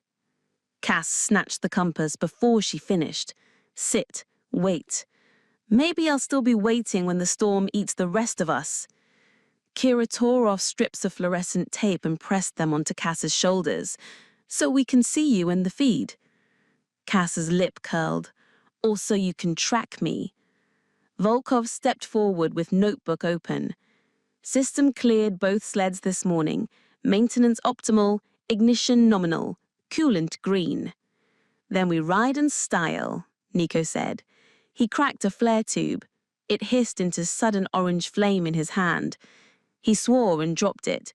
Smoke curled across the floor until Keira snapped the cap shut with gloved hands. Cass's mouth twisted, but her voice was low. Even seals lie in this goddamn place. Her eyes flicked briefly to Ro. Ro pulled back the tarp. The cowling gleamed unnaturally clean. His fingers brushed it, then flinched away. If this machine's going to betray us, let it do it honestly. Machines don't betray. Systems do. People do, Cass murmured. Ro clipped 2 carabiners to the rope, tested the slide. The metal sang. Ever kept walking knowing you should stop? Shame's louder than sense. Cass shoved her pack closed, zipper shrieking. I'm ashamed to still be here. They moved toward the airlock. The bay door panel flickered, service, pending, then back to status, optimal. Keira keyed the cycle. Mist hissed out, sharp with chemical cold. For a moment, her hand lingered on the panel. Too long. She blinked hard, as if she'd heard Lang's voice in the hiss, then forced her fingers to steady. Volkov's tablet jolted awake. Annex 4B's thermal feed filled the screen. A figure at the bulkhead, palms spread flat against steel. Lang? Cass whispered. Reflection, Keira said, too fast. Volkov scribbled, thermal silhouette, palm contact. The image smoothed, then erased itself. The inner hatch slid open. Wind punched in, howling through the vestibule. The pitch rose high, lupine, like wolves circling camp. Cass stiffened. Wolves? There are no wolves in Antarctica, Volkov said, but her voice was thin. The howls swelled again, a chorus that scraped bone. Ro tilted his head toward the storm, listening. Not wolves, lessons. They come howling when you won't listen. The storm's got a sense of humor, Nico muttered. Ro clipped in, tagging the tether. It jammed halfway. Metal grated. He swore under his breath. Volkov steadied him, fingers quick, fixing the jam with a practiced twist. Procedure keeps us alive. Speed keeps us from freezing, Rose shot back. The argument was short but sharp, carried off by the wind. Cass yanked her hood down, face set. If the storm wants me, let it try. The hatch sealed behind them with a sound like teeth closing. Chapter 12. The inner hatch stuttered on its cycle. The seals sighed, as if they couldn't make up their mind. A cool draft licked across the bay, sharp as glass. Why did it? Nico began. Hold, Keira cut in. She tapped the panel. Status, optimal, blinked back, calm as ever. Cass wasn't looking at the hatch. Her eyes had snagged on a thin drip pattering from under the sled top. She crossed the bay, boots biting the deck. The top came off with a violent yank. Coolant ran in a clean bead down the cowling. Keira, she called. "It's leaking." Ro was beside her in an instant, reaching for the latch. "Don't." Cass jammed her fingers under the panel and tore it open. The burst was instant, blinding. A white scream of coolant sprayed out, hot and metallic, splattering her arm inside. She staggered back, a sound between a curse and an animal's cry tearing from her throat. The smell hit next, sweet, chemical, burning. "Cass!" Keira lunged forward, catching her before she toppled. Nico skidded across the floor, snatching a rag from a crate. He shoved it into Cass's hand, babbling, "Hold it, press it, shit!" Volkov dropped her tablet, notebook, bouncing across the deck as she scrambled forward. Cass clutched her forearm. Her sleeve was blackened, skin beneath already blistering, angry and raw. She tried to shake her off. "I'm fine." "You're not," Keira said, dragging her to the bench. She snapped open the medkit with one hand. Her field training cut through panic, but her jaw was clenched so tight it hurt. Rose stared into the open panel. The circuitry wasn't scorched. It wasn't shredded. It was smooth, fused into glossy ridges, like plastic cooled in a mold. No chaos, no accident. "This wasn't broken," he said. Low. "It was made to fail." "Sabotage?" Keira's whisper was sharp, disbelieving. Cass's breath hitched, eyes wide on the fused ridges. For a moment, she looked less angry than afraid. Then the fear turned sharp. "Of course you'd know." Ro blinked. "What? You'd rather see me grounded, caged. Better me in here than out there where I prove you wrong." "I didn't." "Say it then," Cass cut in, voice shaking. "Say it wasn't you." He stared at her. "You really think that? That I'd try to kill you just to protect you?" Ro's gaze flicked to the rope reel on the wall, then back. Cass recoiled, breath ragged. "Then why can't you just say it?" Ro opened his mouth, eyes narrowing as he held the rest in check. "Because, Cass, I don't need to." Nico turned away from the panel, gagging on the chemical stink. "Christ, it smells like hospitals." He jabbed a finger at the console. "And look," the screen scrolled cheerfully. "Maintenance cleared, 0740. Coolant, green. System ready." He barked a laugh that wasn't humor. "Ready for what? Amputation?" Every time it says ready, I hear reset, like it's practicing a script. Volkov snatched up her notebook, hand trembling as she wrote, "Sled number 1, panel open, burst on contact, coolant spray, circuits fused smoothly, engineered, not burned. Logs, maintenance, cleared, coolant, green, system ready." She underlined engineered twice, hesitated, then added a small question mark, and scratched it out so hard the paper tore. The lights dipped. On the wall panel, faint text scrolled like a whisper. 0214, service override. Then it vanished. Nico jabbed the air. "There, tell me I'm not crazy." "I saw it," Volkov murmured. She didn't look up, pen biting through the paper. Cass bit down on a scream as Keira poured sterile water on her arm. The hiss of coolant and flesh filled the bay. Keira's hands were steady. Her eyes were not.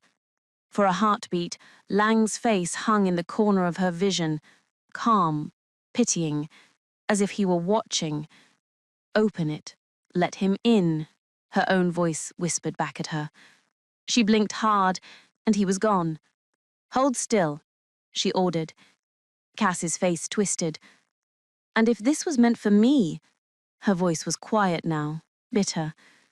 "If someone wanted me out of the way—" "Enough," Keira snapped, sharper than she meant. Rose shook his head slowly, like surfacing from underwater. Cass stared at him, pain raw, eyes pinning him in place. Ro didn't answer again. His silence settled, like a verdict. Nico pressed a strip of cloth into Keira's hand, his bravado stripped to nerves. Wrap it tighter. She's bleeding through. Volkov scrawled one more line, pressing so hard the nib tore the page. It does not want us to leave. Chapter 13. Fracture. The smell of coolant lingered, sickly sweet. It crawled into every breath. Cass sat hunched on the bench, teeth clenched, bandage already blotched through. Pain throbbed under her skin, as hot as her fury. The second sled crouched under its tarp, suddenly the only chance they had. Volkov moved toward it with mechanical calm. We test both. If one failed by design, the other proves the pattern. Keira straightened from Cass, gloves slick with sterilized water. You touch that panel carefully. Ro was already at the tarp. He hesitated, glanced at Keira, then lifted the cover. The cowling gleamed back, clean. He pressed the latch, slow. It opened with a sigh. Inside, the circuitry was pristine, neat rolls of components that looked almost proud of themselves. "Power it," Volkov said. Nico, jittery, thumbed the ignition. The sled gave a cheerful chime. Diagnostic pass. For a heartbeat, lights flickered alive. Hope, fragile and false. Then it coughed, once. A wet sound, and went dark. The smell came next, sweet, plasticky, wrong. Ro stepped back, as though it had exhaled at him. Volkov crouched close, touched a glossy seam inside. It was slick, ridged like cooled sugar. She wrote, her hand so quick that the words tore the paper. Sled number 2, diagnostic pass to immediate failure, identical seam. Smell, sweet, plastic. She underlined identical 3 times. She looked up at Keira, eyes dark. Both are the same. It does not want us to leave. Nico forced a laugh that snapped at the edges. So what? We walk? Want the exercise anyway. And the green light says both are fine. No one's walking, Keira said, sharper than she meant. Cass shifted, trying to rise. Her knees betrayed her, buckling. Keira caught her by the shoulders. For a second, Cass sagged there, eyes wet with pain. But the moment passed in a breath. She shoved Keira's hands off, face pale with fury. "You don't dare decide for me." "I'm deciding for your skin," Keira said. She forced Cass back onto the bench. Ro crouched with the medkit, reaching for the bandage. "Let me..." Cass recoiled, clutching her arm away from him. "Don't touch me." The silence that followed was colder than the storm outside. Ro dropped his hand slowly, staring at his palm like it belonged to someone else. His voice cracked. "I only wanted to..." "You always want," Cass said, the words sharper than she meant. Her fingers tightened around the carved links, then eased, tracing the ridges of its tiny ears. "You want me to stay here with you, like that makes it easier." She didn't look at him when she said it, but she didn't let go of the links either. Ro flinched. His voice dropped to a whisper meant for no one, but it carried. "The rope doesn't snap unless someone ties it wrong." Keira turned her eyes away, fastening the bandage tighter. For one breath, she wanted to agree with Cass, and that frightened her more than the storm. Nico leaned against the sled, trying to swallow the tension. We're down to footwork or prayers. Neither'll get us through, but Status Optimal thinks they're both fine. The bay lights pulsed, dimmed, then flared. On the panel above the hatch, text unspooled in stark white. Service acknowledged. Then it vanished. Status optimal. Volkov flattened her notebook page with her palm, almost pressing through the paper. A sound shuddered through the bay. 3 slow knocks from the annex. This time, they rattled the tools on the rack. Nico swore softly. It's keeping time with the storm. The howl rose outside, lupine and human at once, the knocks echoing in rhythm, like wolves pounding on the walls with iron fists. Keira ignored it, her focus locked on Cass. You're going to med. That's final. Not in order, Cass said. Physics, right? That's what you told me. Physics, Keira repeated. Her hands were steady. Her voice wasn't. Ro stirred a step apart, eyes on the dead sleds. His mind ran in spirals. If they were built to fail, then someone had built them here. If someone had built them here, then someone wanted them inside. And if someone wanted them inside... Cass's voice broke the spiral. She leaned into Kira's shoulder for balance, her gaze locked on him. Listen, don't let it decide for you. Ro froze under the weight of it. He didn't know if she meant the station, the system, or himself. The hatch seals hissed. Cold air curled in, carrying the howl of the storm.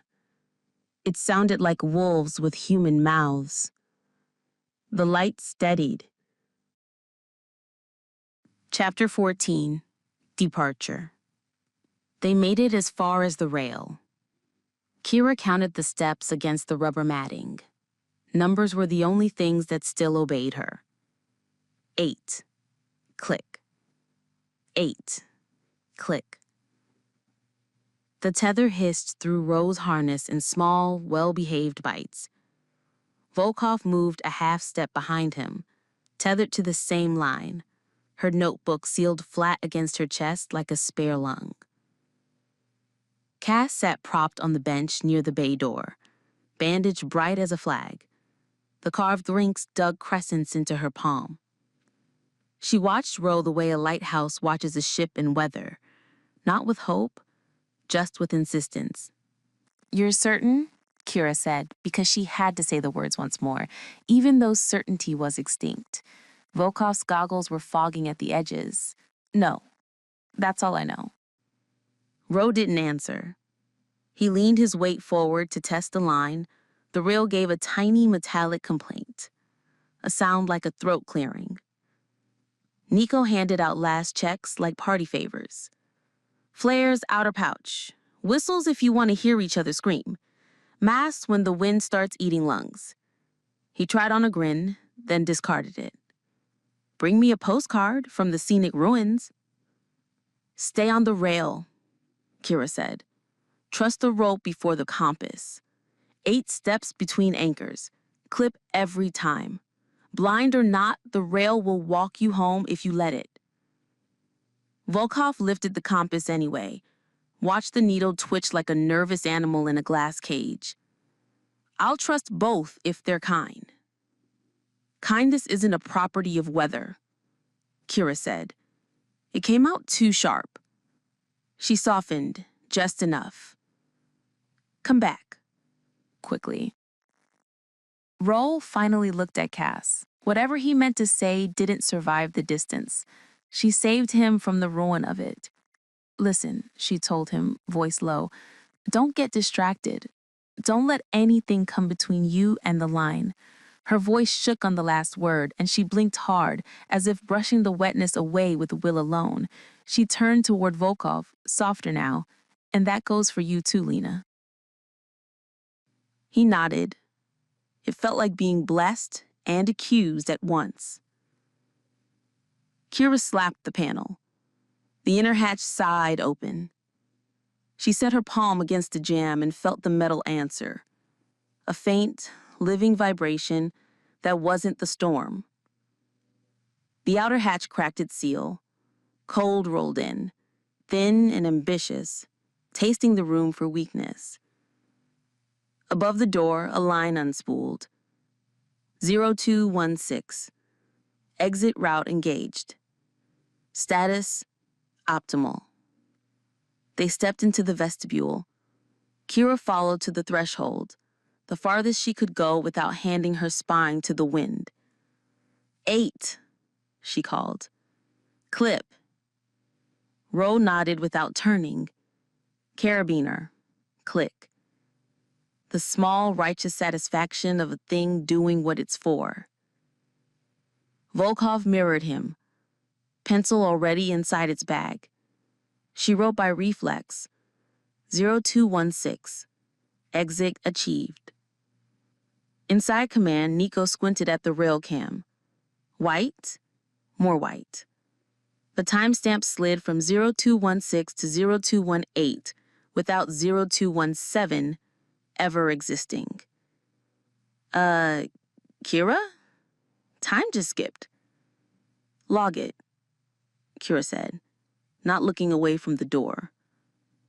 Nico wrote, missing 0217, and underlined it twice, hard enough to bruise the paper.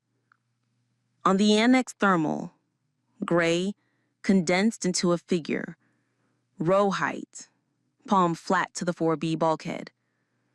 The silhouette turned its head towards the camera.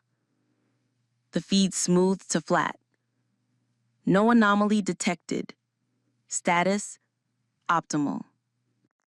If I see that message one more time, I'm gonna break the screen, Cass growled. Keira didn't look up. Not with that arm, you won't. Outside, they hit the first anchor. Row clipped. The rope pulled back. Not wind, a measured, coaxing pressure against the rail's line. Like a hand on the small of the back suggesting a different path. Counter it, Volkov said. 2 steps left, 1 back. They set their weight opposite the pull. The pressure relented and returned. Patient. A tone pinged from ahead. Clean. Friendly. Like a microwave announcing soup. Proceed to McMurdo Station. Follow acoustic beacon. The rope says north-northeast, Volkov said. The tone is east. Nico frowned. So what's east then? Never mind that now, Volkov replied, too quickly. Trust the rope, Rose said on reflex. The rail hummed a low railroad hum, as if offended. In Ned, Cass thumbed the analgesic pumps. The pump clicked, screen blinking and fusion running. She waited for the cool bite of relief in her vein. Nothing. The line to her cannula stayed dry as a lie. She pressed again. Nothing. Infusion running? More like infusion running away, she muttered. Her pulse stuttered. She thought she heard wolves shifting in the vent above her head, pacing with her panic. Keira, she said into the intercom, her breath coming in thin. It's not delivering. It's broken. The med panel pulsed back. Too polite. Service acknowledged. Status, optimal. Keira swore and pivoted to her console. Nico, override the med bay, now. I'm already in, he said, keys rattling. For a moment, the display admitted defeat. Abort received, access removed. Then just as fast, it reset cheerful green. The annex knocked once, just once, and the cups on the shelf rang obediently. Outside, the tuned wire exposed to the wind found its voice. Volkov, it said in the exact timbre of con reception. Manual entries received. She stopped dead. Ro, did you... I heard it, he said. His mouth had gone so dry he could feel the shape of each tooth. Keep moving. The message continued, perfectly courteous, perfectly wrong. Proceed to McMurdo Station. Follow acoustic beacon. They reached the second anchor. Ro clipped, Volkov clipped. The rope tugged again, this time stronger, with the tone. It's trying to walk us, Ro said. Procedure, Volkov told herself more than him. Manual or nothing. She took the rope in both hands and set her weight opposite the pool. Ro mirrored her, two bodies arguing with the line. The pressure eased, not gone, but noticed. In command, the McMurdo channel crackled to life, bright with weather and authority. Echo Point, this is McMurdo Ops. We have your party on approach. Welcome home. Nico blanched. Nope. Keira key transmit. Identify yourself. Static. Then Lang's voice, warm and impossible. Good to be home. Every screening command blinked no anomaly detected in sequence, like a laugh track, then returned to status optimal. Outside, they reached the third anchor. Ro's clip jammed against the burr of ice. He worked it with gloved fingers. It refused, in the small, spiteful way inanimate objects do when they are the last thing between you and a feeling. Volkov's hand came up, quick and sure. A twist, a push, a new angle. The gate sprang. Procedure, she said. Then speed. He almost smiled. Compromise. Never my favorite word, she said, and they moved. The status display over the door printed a new line, as polite as a reminder. It lingered, wanting to be read. Then it slowly smiled green. Status, optimal. Keira, Nico said quietly, eyes on the rail cam's timestamp, which now hopped from 0220 to 0222, with no 21 in between. We're losing minutes. Keira slapped abort on the egress panel anyway. The button acknowledged with perfect manners. Abort received, access removed, and wiped the message to green. She understood the pinch not as metaphor, but as mechanism. The house had their bodies, their breath and their clocks and pumps. It would shepherd what it couldn't erase. She stepped to the threshold and forced her voice to be a place they could stand. Roll, Volkov, hear me. Trust the rope, trust your weight, trust nothing that speaks. Volkov exhaled fog into her mask and smiled a small, private smile. Confirmed. She wrote without looking down. 022. Beacon issuing false vector. Rope contested. Later, when she checked, the page held only a straight pencil mark. They hit the fourth anchor. The compass settled hard north, then jerked east, as if pinched between fingers. 3 anchors more, Volkov called. Then we lose sight of the door. Then don't look back, Cass whispered in Med. Surprising herself. Pain came in clean, honest waves now. She clung to that honesty with both hands. On the annex thermal, the rose-shaped figure re-resolved, palm to steel. On the annex thermal, the rose-shaped figure re-resolved, palm flat to the steel bulkhead. For 1 second, it held there, the posture wrong in its stillness. Then it turned its head, cocked, as if listening to some private signal. Before anyone could comment, the feed smoothed to flat grey, obedient as a curtain dropping. Cass swore under her breath.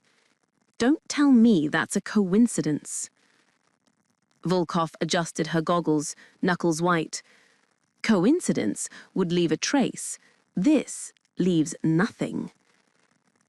Keira leaned closer to the monitor, jaw locked. Or it leaves exactly what it wants us to see. Nico gave a short, humorless laugh. Status optimal. It turned its head again, as if listening. The feed obligingly smoothed to flat. No anomaly detected. Status optimal. The wind changed texture, a fine silt that poured into joints.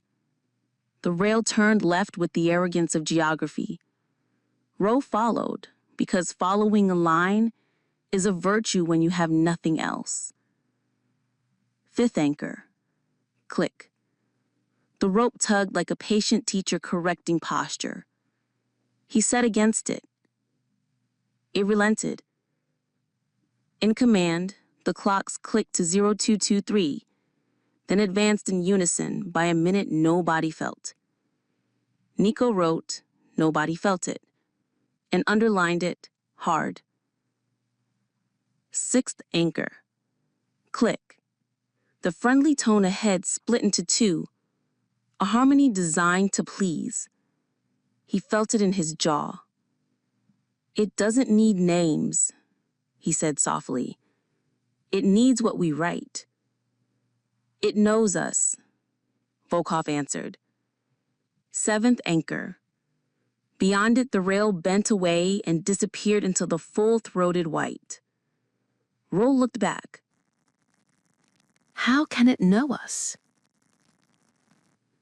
Echo Point was a small, dark parenthesis in the white. Keira, a bracket in the doorway.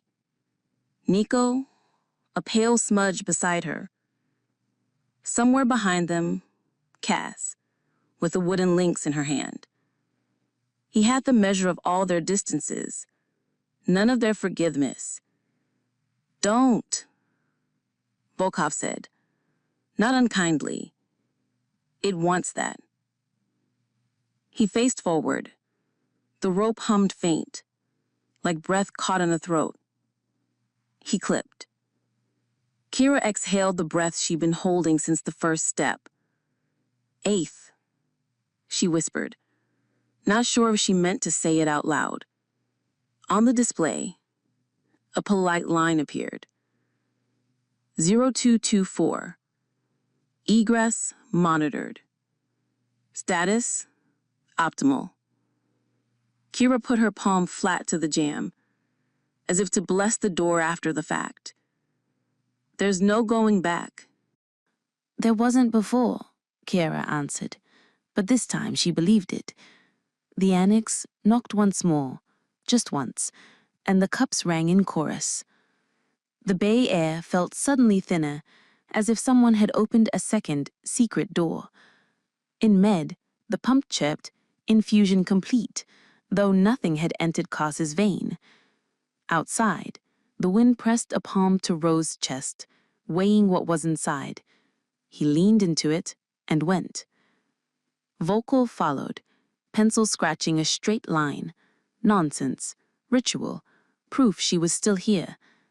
0225, manual or nothing. The white took them, as if it had been waiting. The rope traced a quiet, faithful line through an absence that pretended to be a world. Inside, every clock advanced together by a minute. Chapter 15. Loose Rail. Echo Point. The amber lamp in Control 2 glowed low. Keira had her gloves off, both hands on the panel as if weight could force it honest. Nico was under the table with the service hatch open, cables between his fingers. Playback last hour, Keira said. Nico started the playback. Keira heard her own voice rolling from the speakers, clipped, procedural. South door cycle, priority 1. She looked in astonishment at Nico. I didn't say that, she said. It's your voice, dear. Believe me, I know. The jab he might have made stayed unspoken, hanging between them, heavier than the static. She glanced at the door, shut.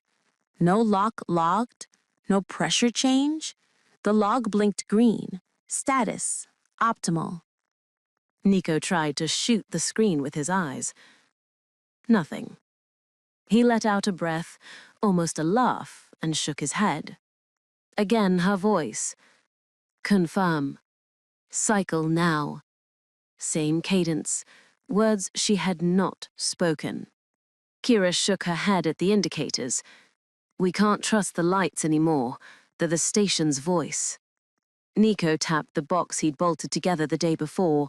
Wires, coils, a cracked dial salvaged from storage. The bulbs stuttered, then held steady. Red, red, red. This isn't the station. It's analog.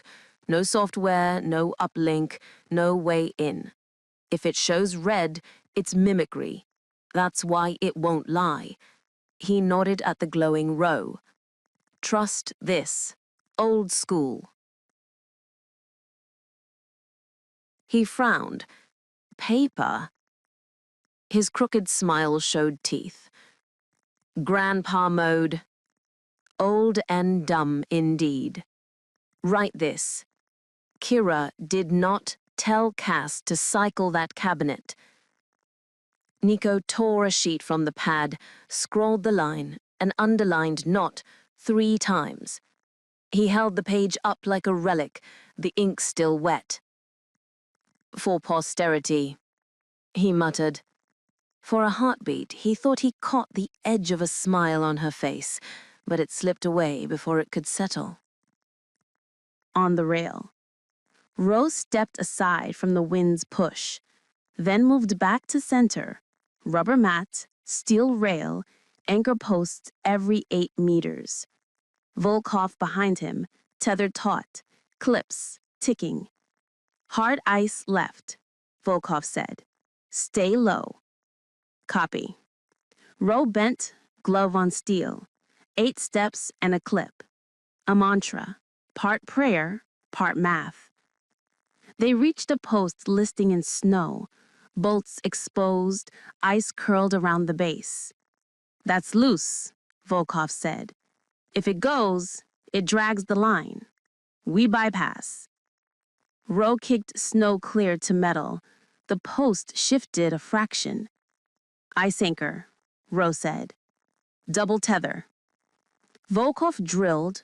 Row leaned into the gale and looped into the new anchor. They bridged the failing post and tested. It held. Row tapped the post with his knife, then carved a small lynx in the paint. That doesn't help, Volkov said. It says we were here.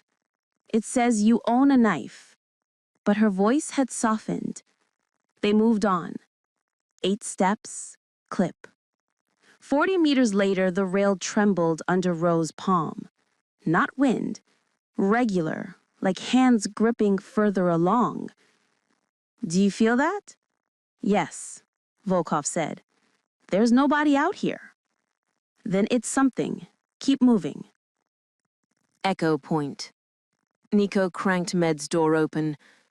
Pneumatics were on safe, meaningless until the day they weren't. Cass sat half upright on the cot, skin pale, hairline damp. Across her forearm, in thick black marker, the words stood stuck. No paper here. I am Cass. Nico stared. She lifted the arm with a shrug. Told you, no paper. Flesh'll have to do. Keira was already at the pump. The screen purred, infusion running. She pulled the line, raised the tip, no drop. She tossed it aside and spun the valve. It's lying, Cass said. Keira nodded once. Yeah, it is. She yanked the needle free and pressed gauze to the spot, laying Cass's hand back on her thigh, the black marker smeared beneath the cloth. Keira yanked the main breaker. Lamps duttered, the pump sighed dead. And nothing came back. Nico straightened, breathing hard, a crooked grin on his face. Sometimes you just gotta pull the plug. The intercom ticked once. All 3 froze. Annex. Then back. Lock's manual. She looked Cass in the eye. The medicine was starting to bite. Cass felt heavy, eyelids dragging, the cot pulling her down. You stay on the bed. Cass lifted her chin. Yes, boss. I'll leave the analog recorder, Nico said at the door. If anyone talks to you, answer into that. Fine, Cass said. Keira paused at the door. The latch clanged metal on metal, an honest sound in a dishonest building. Cass called after them, anger under the breath. I'm crew, not cargo. The words bit harder than Keira wanted to admit. In Control 2, the analog recorder's red bulbs kept their steady glow. Nico tore a fresh sheet and wrote the time by hand. On the rail. They crossed a short bridge over a shallow ravine. Wind whistled. Midway, the bridge sang, low drone, then a second note. Ro felt it in bone. The girders flexed under the wind, a resonance he knew. Steel moaning, nothing more. But the second note didn't belong. Don't stop, Volkov snapped.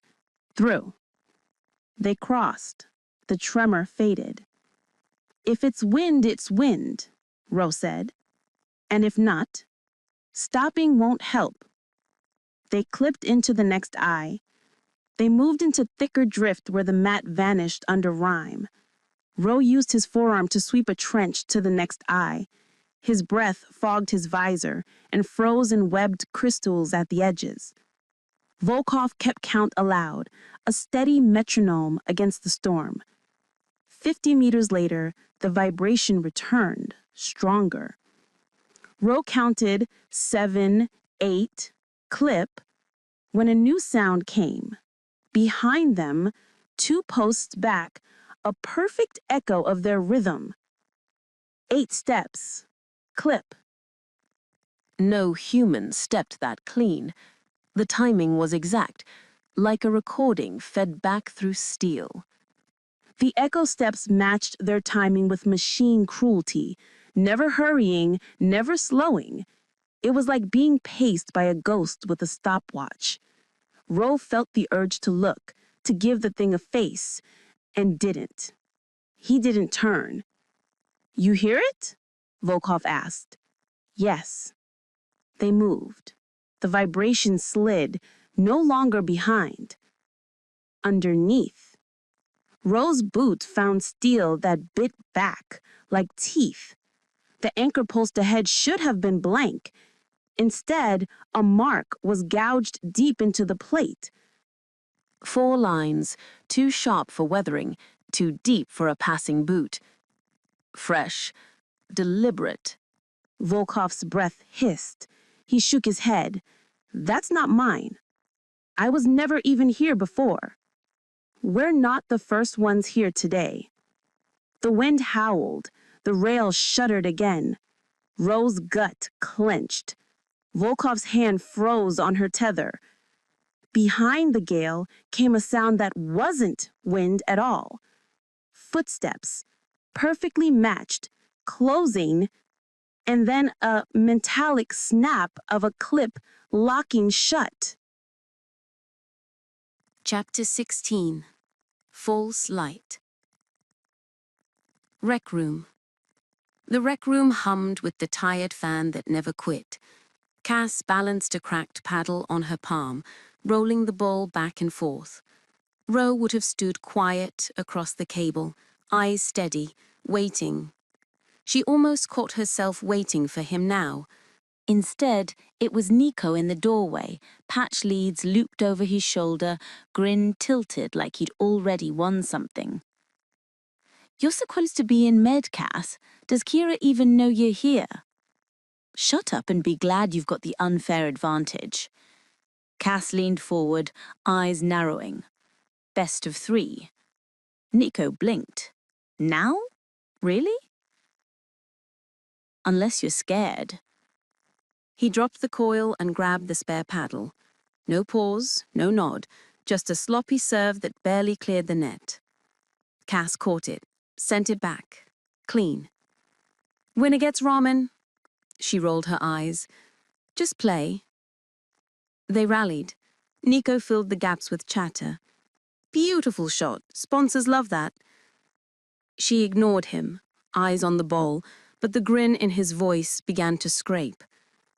Next serve, he shouted the score like a sportscaster. 2-1, my lead. Her jaw tightened. Ro would have only given a nod. She bit down, focused, and drove the ball past him. That's more like it, Nico said. Crowd loves a comeback. The next serve clipped wide. Nico barked a laugh, then caught the hitch in her swing. His grin softened for a beat. You're stiff. Arm still giving you hell? Focus, Nico, she said, sharper than she meant. You're the one choking. Shouldn't even be playing with that burn. Her bandaged arm trembled with the grip. She swung harder, but the reach faltered. She missed by a hand's width. His grin widened again, back to teasing. 3-2, don't blow it now. Heat climbed her neck. She served too fast. The stretch ripped at the burn, and the ball ricocheted off the corner, skittering under the bench. Nico doubled over, laughing. That was tragic. Her hand clenched on the bandage until the bandage pulled. Stop laughing. Can't help it. You make it too easy. Even with one arm, you'd smoke me usually. Something in her snapped. She slammed the paddle flat on the table, pain flaring sharp, ignored. Forget it. Not with you. She turned, shoulders tight, and strode for the door. Nico straightened, paddle still in hand. What did I do this time? The fan hummed on.